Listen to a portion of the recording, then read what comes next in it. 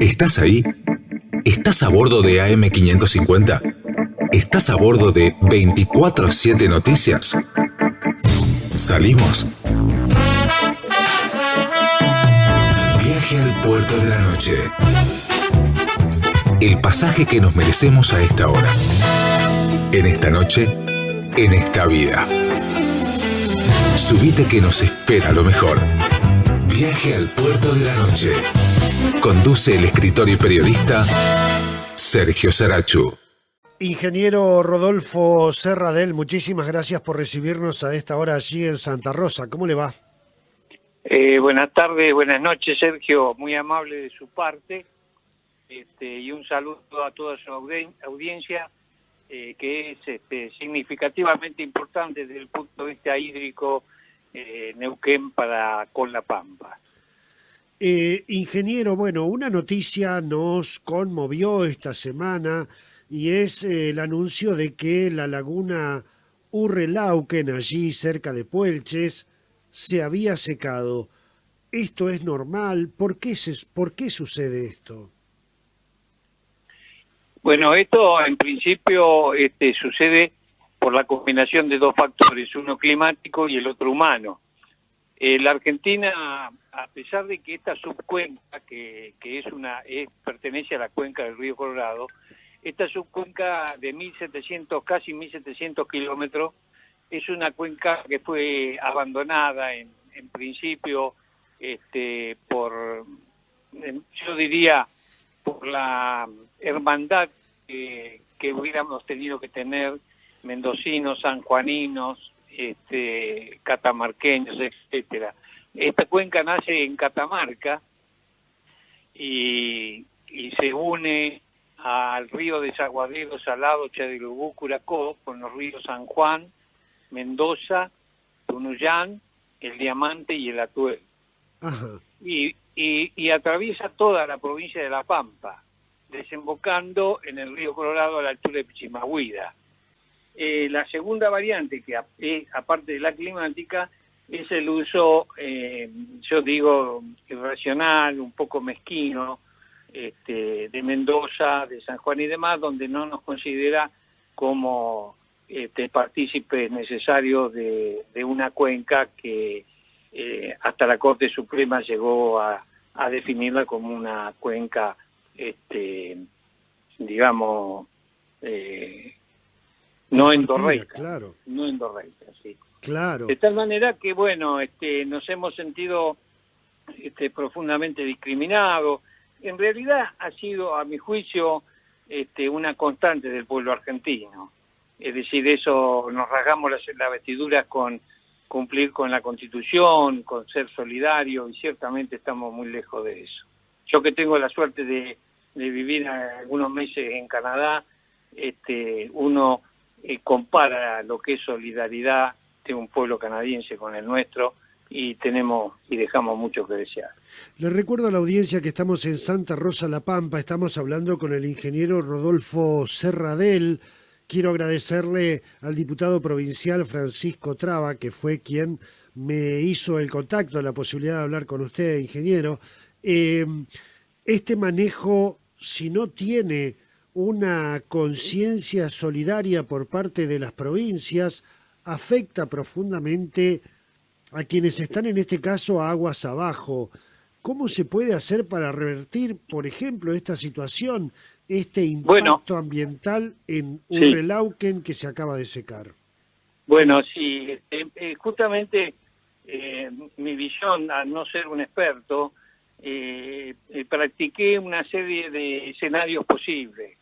Habida cuenta de que La Pampa, con sus técnicos y demás, siempre mantuvo una visión de hacer cumplir lo que realmente merecemos. Es como alguien que fuera, o que, en fin, tuviera que cobrar una cuenta y no tiene más alternativas que ponerse firme, y a veces no siempre se puede cobrar, sobre todo cuando es un bien escaso, como es el caso del agua, que requiere de inversiones importantes para hacerlo más eficiente y para que estos pueblos que se benefician con el hecho de estar aguas arriba comprendan que tienen que ser copartícipes de un todo del agua que nos corresponde a todos, ¿no es cierto? Claro. Pero esto requiere de más que de expertos en razones hídricas, en grandes negociadores, en buenos negociadores, en individuos que sepan dar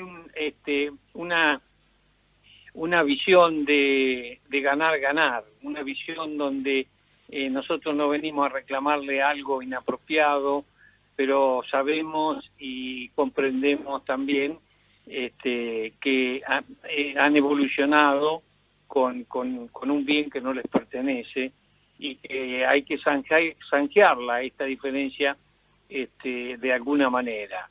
Y la manera que, en fin, humildemente he pretendido y pretendo divulgar y compartir con todo, a sabienda de que no tengo ni siquiera la verdad en parte, ¿no es cierto?, sino que simplemente tiene una idea para que la profundicen, la mejoren, la cambien, pero que salgamos de la huella de reclamar vía judicial y vía prepotencia, algo que de esa manera no creo que lo podamos conseguir. Y está basado en que podamos canalizar toda esta gran cuenca que nace allá en el Desaguadero y se transforma en el Río Salado y en el Curacó, y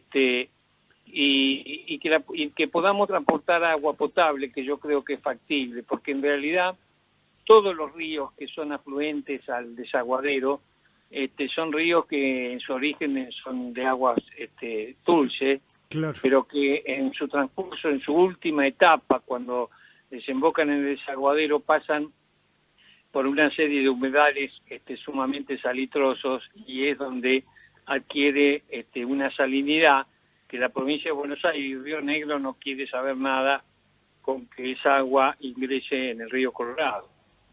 Pero bueno, el hombre es capaz de modificar hábitats y también tiene la responsabilidad de recomponerlo, de hacerle un uso racional, no racional, sino inteligente, donde todos podamos compartir un bien escaso, como es el caso del agua, y en fin, y podamos mantener al menos lo que fue pristino de la mejor manera posible, y siempre teniendo en consideración un aprovechamiento que esté acorde a las posibilidades.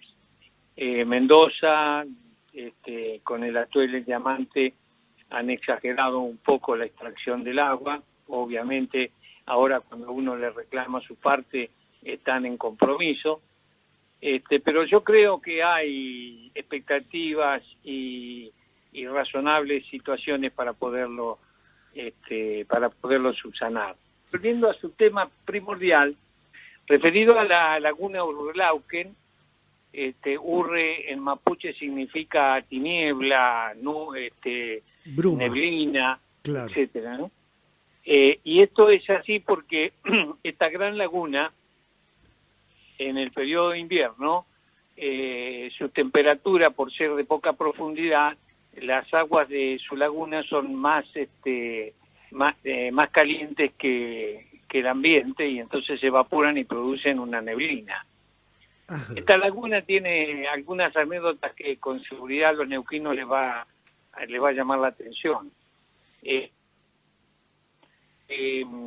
Los indios, sobre todo una de las tribus importantes de mapuches que se llamaban los Pincheiras, que estaban a la vera de esta laguna y del Curacó, que era el río que desagotaba en el Colorado, era un río caudaloso en determinados momentos, no siempre, porque padecía las consecuencias de periodos de sequía.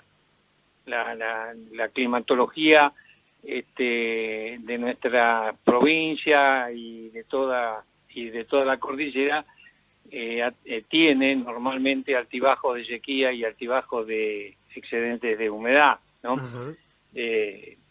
Hay un trabajo chileno muy importante que a ustedes se les puede llegar a interesar desde el punto de vista periodístico, que hablan de 100 años de sequía y 100 años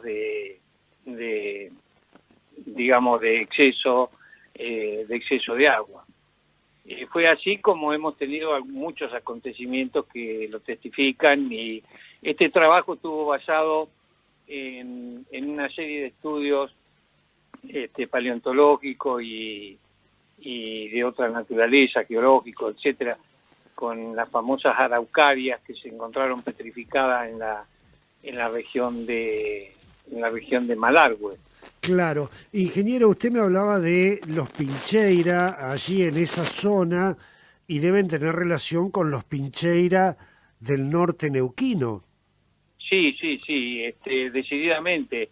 Era una tribu que, por razones políticas, uno de los caciques de aquellos años, que se le llamaba el cacique Pincheira, no me acuerdo cómo era su nombre, pero se radicaron ahí en la confluencia del Colorado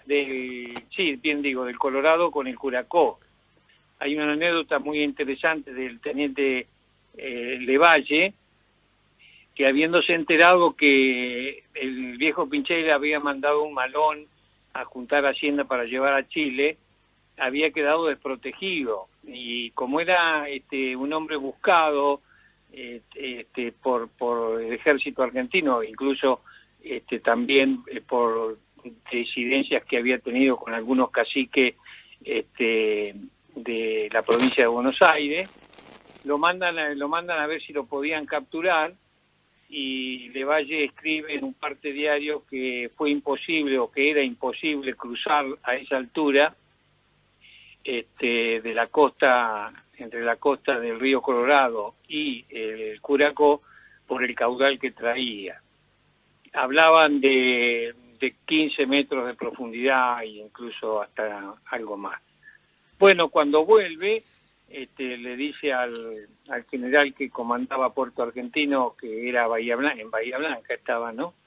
El puerto puerto no, se llamaban, ¿cómo es que se dice? Fortín, el Fortín argentino.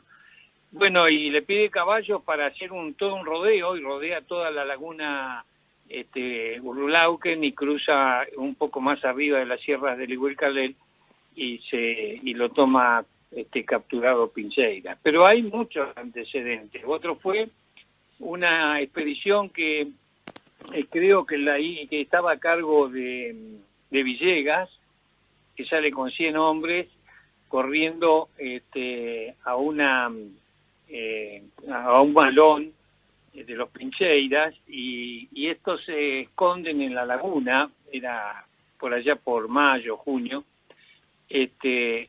y esa laguna tiene sectores de arenas movedizas, realmente era una trampa, ¿no?, para aquellos que no lo conocían, y los indios duchos en el conocimiento de esta laguna los atrajeron a estos 100 como es soldado argentino, y bueno, tuvieron ahí un encuentro. La verdad que perdió casi 90 soldados, volvió con muy poco, y fue todo debido a que le llamaban la Laguna de las Tinieblas, y la gran extensión que cubría esta laguna, que se unía con una laguna que se llama La Dulce, que a su vez es oportuno comentarlo, que era una de las lagunas con pejerreyes más grandes que tenía la Argentina, incluso se llegó a mandar a Buenos Aires. Sí, claro, de renombre, la laguna Sí. La Dulce, de renombre en todo el país. Sí, Por tenía sus unos peces extremadamente, ¿cómo es que se llama? Pejerrey muy bueno, de muy buena calidad, y los llevaban a Buenos Aires en carreta, donde Nacha se hizo una de las primeras fábricas de hielo, creo que fue la primera, ¿no? Claro, Para ingeniero, que pudieran... con respecto al Sí. tema de los Pincheira, para cerrar lo que son esa serie de anécdotas y leyendas, claro, uno Sí. supone que, por un lado, la laguna Urrelauquen tiene unas 9.000 hectáreas de extensión, o tenía en su momento, con Sí, poca sí, tenía. profundidad, más la Sí. bruma, el conocimiento del terreno era para los pueblos originarios que conocían eso muy fácil de escabullirse. Sí, sí, es cierto, eso lo usaban como un atractivo, por eso se hacían seguir hasta esa laguna, y después era, en fin, era una trampa porque entre esas se hundía el animal hasta la panza, Claro. en un barro que era imposible de salir, etcétera. Pero le voy a hacer una corrección, discúlpeme, Sí, don cómo no. Sergio. Eso no eran indios originarios. Los indios originarios eran tehuelches, que fueron desplazados por los araucanos y por los mapuches. Estos venían de Chile, de Curacó y algunos pueblos cercanos. Tal es así que actualmente, si usted va a Chile, va a ver que todo ese tramo de El Maure, hay kioscos Los Pincheiras, supermercados Los Pincheiras, etcétera, porque era una tribu que se llegaron a denominar como un distintivo de tribu, Los Pincheiras. Sí, sí, bueno, acá tenemos en el norte neuquino muchísimas historias relacionadas con los Pincheiras, la última batalla que se libra por la independencia de Argentina se da allí, en territorio del norte neuquino, y además, ingeniero, si yo no entiendo mal, yo soy de la zona centro de la provincia de Buenos Aires, de Olavarría. Allí había un trazado que se le llamaba el Camino de los Chilenos, y Claro. es un camino que va hasta esa zona de Puelches o Sí, de la sí. laguna Urrelauquen y sigue hasta el norte neuquino para cruzar a Chile. Era el Sí, camino de señor. los arreos. Sí, señor. Usaban el Paso Pehuenche, lo que hoy es Paso Pehuenche. Exactamente. El Paso de las Damas. En Claro. fin. Bueno, mire lo que es el destino. Yo soy nacido en Bolívar. Ah, Hace mire usted. 70 años. Sí, hace como 50 y pico de años que estoy en La Pampa. Acá me recibí en la Facultad de Agronomía.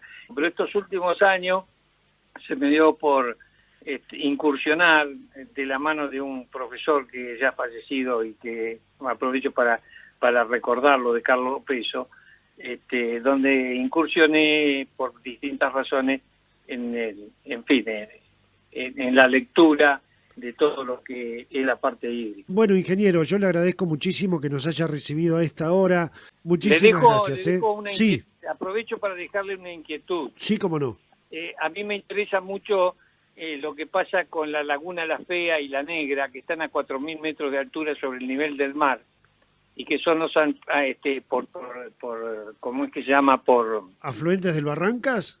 Sí, son afluentes del Barranca, Ajá. por infiltración, Claro. pero son tan riesgosas como la Carilauquen, que explotó en 1914 y fue el desastre más importante desde el punto de vista ecológico para toda América, por la cantidad de vidas que se llevó, más de 300 personas, y todo lo que estaba a la vera del río Colorado, en fin, se llevó la gran mayoría. Sí, sí, sí, sí. Es un tema sumamente interesante. El año pasado estuve con un grupo de amigos visitando la laguna, que se llega con mucha dificultad, pero pudimos llegar y ver y observar. Y bueno, y tengo algunos comentarios interesantes para que el pueblo de Neuquén preste debida atención. Volveremos a Santa Rosa entonces a buscar esa información y esa charla tan agradable, ingeniero. Muchísimas gracias. Un abrazo y que se pase muy bien. Muchas gracias por su deferencia. Viaje al puerto de la noche. Conduce el escritor y periodista Sergio Sarachu.